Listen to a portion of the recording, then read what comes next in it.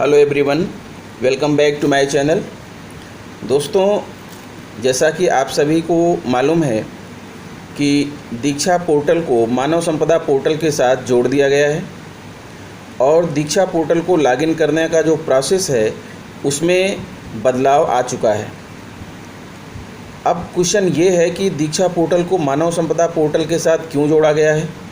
इसका कारण ये है कि आप जो भी प्रशिक्षण करें वो डायरेक्ट जा कर के आपके सर्विस बुक में उसका रिकॉर्ड बन जाए, क्योंकि सर्विस बुक में आपने अपने सर्विस के दौरान कितने प्रकार के प्रशिक्षण लिए हैं उसकी एंट्री होती है।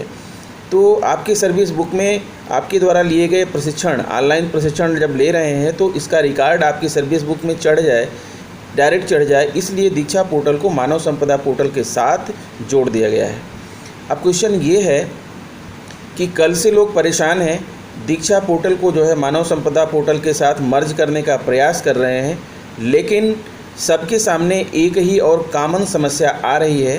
अब क्वेश्चन ये है कि इस समस्या का हल क्या है, कैसे इस समस्या से निजात पाया जाए और ये समस्या कब ख़त्म होगी, या ये समस्या जो आ रही है क्या इसका कोई हल है। तो आइए मित्रों, हम आपको जो है आपकी समस्या से परिचय कराते हैं। इस वीडियो में ले चलते हैं आपको उस समस्या तक और फिर वहीं बताते हैं कि समस्या क्या हो सकती है।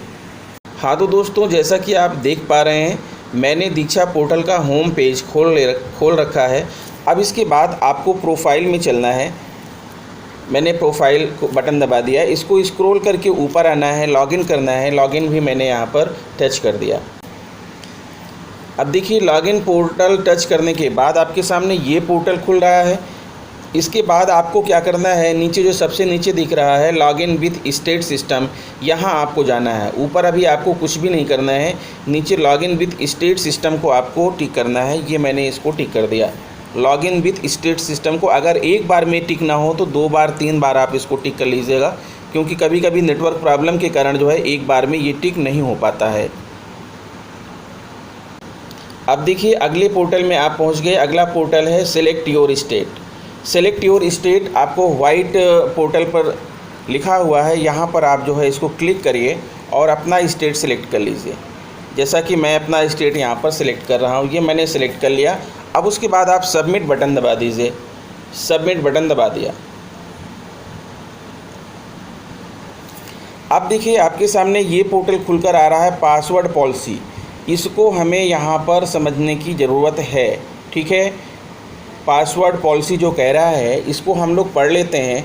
मे बी इसकी वजह से कुछ प्रॉब्लम हो सकता है कि इसकी वजह से कोई समस्या हो, लेकिन मुझे ऐसा नहीं लगता है कि इसकी वजह से कोई समस्या हो सकती है, क्योंकि अगर आपका पासवर्ड सही है, आपका मानव संपदा की आईडी सही है और आपका मानव संपदा पोर्टल लॉगिन हो रहा है, तो मैं नहीं समझता हूँ कि पासवर्ड जैसी कोई यहाँ पर समस्या आनी चाहिए। यहाँ लिखा है I strong password must be at least 8 character long, यानी आपके पासवर्ड में कम से कम जो है 8 अक्षर होने चाहिए, 8 कैरेक्टर होने चाहिए। It should not contain any of your personal information specially your real name, user name और इवन योर डिपार्टमेंट नेम, यानी पासवर्ड में जो है आपका वास्तविक नाम, आपका यूज़र नेम और आपके डिपार्टमेंट का नाम नहीं होना चाहिए। पासवर्ड जो है इस नाम से आप पासवर्ड नहीं बनाएंगे। It must be very unique from the previously use password, आपने पिछली बार जो भी पासवर्ड यूज़ किया था उससे बड़ा अलग हट करके इसका पासवर्ड होना चाहिए। It should not contain any word spelled completely, इस पासवर्ड में कोई जो है ऐसा शब्द का प्रयोग ना करिए जिसको जो है पूरी तरह से उच्चारण जिसका हो सकता है।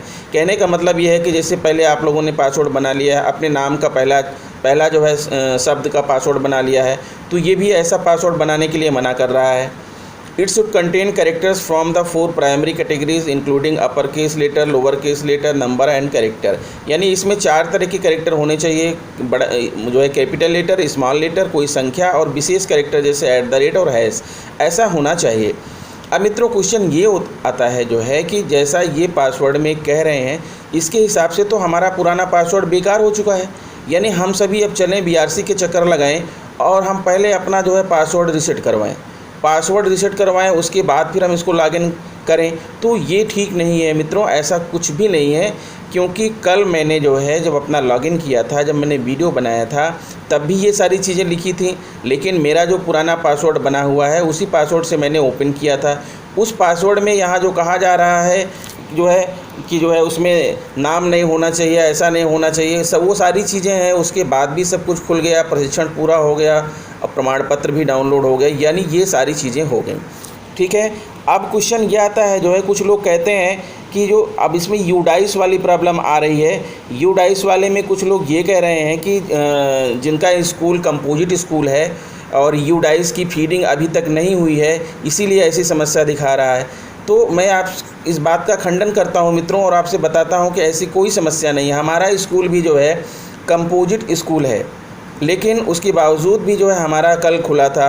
आज मैं जब खोलना चाह रहा हूं, लॉगिन करना चाह रहा हूं और आज मैं मर्ज करना चाह रहा हूं अपने स्कूल के दूसरे अध्यापकों का, तो नहीं हो पा रहा है। मैं खुद भी अपना करना चाह रहा हूं तो वही प्रॉब्लम आ रही है जो प्रॉब्लम आपके साथ आ रही है। तो यहाँ मैं आपको इस बात को कहना चाहता हूँ कि यहाँ समस्या है तो किस बात की समस्या है। देखिए, आपको याद होगा जब आपने पिछली बार जब आपने दीक्षा पोर्टल पर ट्रेनिंग प्रारंभ किया था, उपचारात्मक शिक्षण का जब आप ट्रेनिंग ले रहे थे, उस समय भी दीक्षा पोर्टल की साइट क्रैश कर गई थी। कई दिनों तक जो है उसमें बदलाव होते रहे हैं, संशोधन होते रहे हैं, तब बड़ी जो है मशक्क़त के बाद वो प्रशिक्षण पूरा हो पाया था। तो मित्रों, मेरा यही कहना है कि जो दीक्षा पोर्टल है उसकी साइट का जो डोमेन है वो बहुत कमज़ोर होता है, बहुत कम होता है। ठीक है, बस जैसे ही कुछ लोग उस पर काम करना शुरू कर देते हैं, साइट क्रैश हो जाती है। तो यही हाल अभी भी हुआ है। 1-2 दिन में ये प्रॉब्लम दूर हो जाएगी, क्योंकि जैसे ही NIC को ये बात पता चलती है तो वो अपने साइट के जो डोमेन है, डोमेन का जो रेंज है उसको बढ़ाना शुरू कर देते हैं, और जब वो रेंज बढ़ा देते हैं तो ये समस्या दूर हो जाती है। ठीक है, यूडाइस नाम का कोई भी चीज़ इसमें नहीं है। कल मैंने लॉगिन अपना किया था, कोई यूडाइस नहीं मांगा था, और जो विभाग से ट्यूटोरियल मिला हुआ है उसमें भी कहीं यूडाइस का कोई जिक्र नहीं है। तो सिर्फ एक ही प्रॉब्लम है मित्रों। वो प्रॉब्लम है, क्या प्रॉब्लम है? साइट की प्रॉब्लम है। साइट बहुत वीक है, कमज़ोर है, इसलिए इस समय पूरे उत्तर प्रदेश में यह समाचार फैल गया है और पूरा उत्तर प्रदेश इस पर काम कर रहा है। साइट चल नहीं रही है।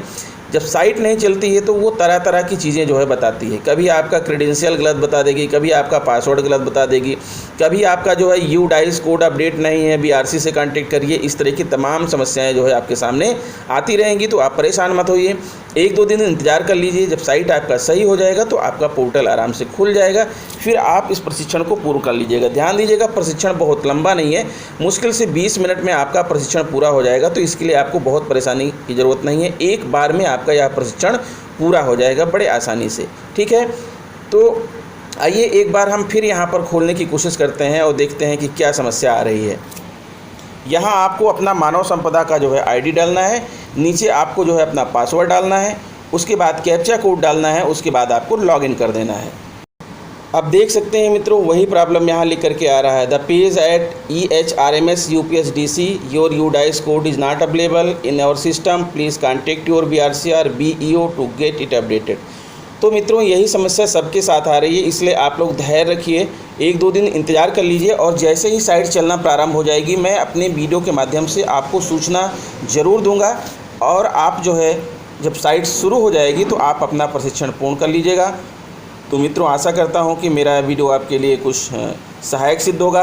अगर वीडियो आपको अच्छा लगा हो तो प्लीज़ मेरे चैनल को सब्सक्राइब कर लीजिए, बेल आइकन को प्रेस कर दीजिए और दूसरे मित्रों को शेयर भी कीजिएगा। तो मैं आपको जल्द ही इन्फॉर्मेशन दूंगा जैसे ही साइट चलना प्रारंभ होती है। आप बिल्कुल परेशान मत होइए, आप अभी जो कुछ भी आपका काम करना है अपना काम करते रहिए, इधर से ध्यान हटा लीजिए। 1-2 दिन के बाद जो है आप पुनः जो है इस पर काम करिएगा, तब आपका काम हो जाएगा। तो इस वीडियो में इतना ही मित्रों, मिलते हैं आपसे नेक्स्ट वीडियो में। नमस्कार।